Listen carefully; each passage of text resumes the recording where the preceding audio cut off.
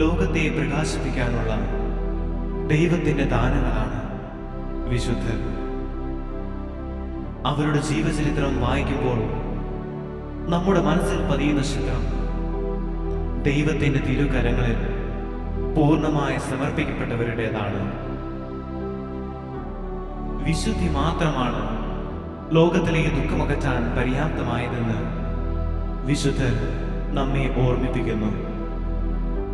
അസാധ്യമായത് ഒന്നുമില്ല, ദൈവസഹായത്തോടെ എല്ലാം സാധ്യമാണ് എന്ന് അവർ നമ്മെ പഠിപ്പിക്കുന്നു.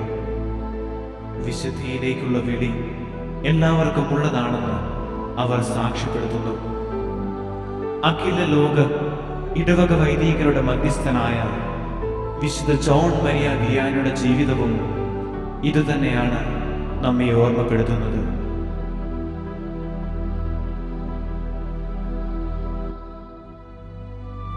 ഫ്രഞ്ച് വിപ്ലവത്തിന് 3 വർഷം മുൻപ് 1786 മെയ് 8 മാത്യു വിയാനിയുടെയും മരിയ ബലൂസയുടെയും 4ാമത്തെ മകനായി ഫ്രാൻസിലെ ഡാർലി എന്ന ഗ്രാമത്തിൽ ബാലനായ ജോൺ മരിയ വിയാനി ജനിച്ചു. ഫ്രഞ്ച് വിപ്ലവത്തെ തുടർന്നുണ്ടായ സഭാവിരുദ്ധ പ്രവർത്തനങ്ങളുടെ ഫലമായി ജോണിന് വേദപഠനവും കുർബാന സ്വീകരണവുമൊക്കെ രഹസ്യത്തിൽ നടത്തേണ്ടി വന്നു. വൈദികർ വേട്ടയാടപ്പെടുകയും വധിക്കപ്പെടുകയും ആരാധനാ ക്രമാനുഷ്ഠാനങ്ങൾ തടസ്സപ്പെടുകയും നിരോധിക്കപ്പെടുകയും ചെയ്യപ്പെട്ടിരുന്ന കാലഘട്ടത്തിലാണ് ജോൺ മരിയ വിയാനി തന്റെ ബാല്യവും കൗമാരവും ചെലവിടുകയും വൈദിക പരിശീലനം നടത്തുകയും ചെയ്തത്.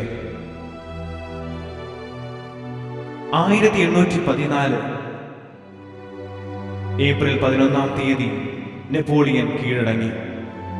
ചക്രവർത്തിയുടെ മാതാവും മാതുലൻ കർദിനാൾ ഫേഷും 7ാം പിയൂസ് മാർപ്പാപ്പയുടെ സംഗീതത്തിൽ അഭയം തേടി. കർദിനാളിന്റെ അഭാവത്തിൽ വികാരി ജനറൽ ഫാദർ കോർബൻ ലയൻസ് രൂപതയെ ഭരിച്ചു. അദ്ദേഹം ജോൺ വിയാനിയെ സഹതാപത്തോടെ വീക്ഷിച്ചു. അവന്റെ ഭാവിയെ സ്പർശിച്ച ചില പ്രധാന സംഭവങ്ങൾക്ക് കർത്തൃത്വം വഹിച്ചത് അദ്ദേഹമാണ്. വികാരി ജനറൽ ആരാഞ്ഞു, ജോൺ വിയാനി ഭക്തനാണോ? ദൈവമാതാവിനോട് അവന് ഭക്തിയുണ്ടോ? അവന് ജപമാല ചൊല്ലുവാൻ അറിയുമോ? എങ്കിൽ അവന് വൈദിക പട്ടം കൊടുക്കുവാൻ എനിക്ക് മടിയില്ല. അങ്ങനെ 1815 ഓഗസ്റ്റ് 13 ജോൺ മരിയ വിയാനി വൈദികനായി. ഉപവാസവും പ്രാർത്ഥനയും പ്രായശ്ചിത്ത പ്രവൃത്തികളും വഴി ശക്തി പ്രാപിച്ച ഫാദർ ജോൺ വിയാനി 1818 ആർസ് എന്ന കുഗ്രാമത്തിൽ ഇടവക വികാരിയായി ചാർജ് എടുത്തു. വിശ്വാസരാഹിത്യം കൊണ്ട് നിറഞ്ഞ ആർസിലേക്കാണ് വിയാനി അച്ഛൻ ചെന്നത്. അവിടുത്തെ ജനങ്ങളുടെ ജീവിതശൈലി അദ്ദേഹത്തെ മാനസികമായി തകർത്തി. അത് മറികടക്കാൻ ചെയ്ത പ്രായശ്ചിത്ത പ്രവർത്തികൾ വഴി അദ്ദേഹം ശാരീരികമായും തളർന്നു. എങ്കിലും അദ്ദേഹത്തിന്റെ ഉള്ളിൽ ദൈവികമായ ഈ സ്വരം മങ്ങിയില്ല. ദൈവസ്നേഹം മങ്ങിയ നാടാണ് ആർസ്. സ്നേഹിത, അവിടെ അത് കത്തിക്കൂ. റൊട്ടിയും ഉരുളക്കിഴങ്ങുമായിരുന്നു വിയാനി അച്ഛന്റെ ഭക്ഷണം. പ്രായശ്ചിത്ത പ്രവർത്തികൾ മൂലം അദ്ദേഹത്തിന്റെ ദേഹത്തു നിന്ന് രക്തത്തുള്ളികൾ പൊടിഞ്ഞു.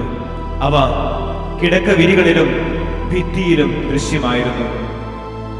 ഒഴിഞ്ഞുകിടന്ന ദേവാലയം വിശ്വാസികളാൽ നിറഞ്ഞു. അദ്ദേഹത്തിന്റെ വിശുദ്ധിയും ലാളിത്യവും എല്ലാവരെയും ആകർഷിച്ചു. അടുത്തുള്ള ഇടവകളിൽ നിന്ന് പോലും വിശ്വാസികൾ ആർസിലേക്ക് വന്നു. അദ്ദേഹം പ്രസംഗ ചാതുര്യമുള്ളവനായിരുന്നില്ല. എന്നാൽ അദ്ദേഹത്തിന്റെ വാക്കുകൾ ഹൃദയത്തിൽ നിന്ന് പുറപ്പെട്ടവയായിരുന്നു. അവ വിശ്വാസികളുടെ ഹൃദയങ്ങളെ സ്പർശിച്ചു. ഒരു ദിവസത്തിൽ അദ്ദേഹം ഉറങ്ങിയിരുന്നത് വെറും 4 മണിക്കൂറാണ്. ബാക്കി സമയം അദ്ദേഹം പ്രാർത്ഥനയിലും പാപമോചനത്തിലും ചെലവിട്ടു. ഏകദേശം 18 മണിക്കൂറോളം അദ്ദേഹം കുമ്പസാരക്കൂട്ടിൽ ചെലവിട്ടു. ആർസിലേക്ക് ജനപ്രവാഹമായി. വിശ്വാസരാഹിത്യത്തിന്റെ നാടായ ആർസ് വിശുദ്ധിയുടെ പരിമളം പരത്തുന്ന നാടായി മാറി. വിയാനി അച്ഛൻ എല്ലാവർക്കും സ്വർഗത്തിലേക്കും ദൈവപിതാവിലേക്കും വിശുദ്ധിയിലേക്കുമൊക്കെയുള്ള മാർഗദർശിയായി മാറി. 42 വർഷം കൊണ്ട് ആർസ് വിശ്വാസികളുടെ നാടായി തീർന്നു.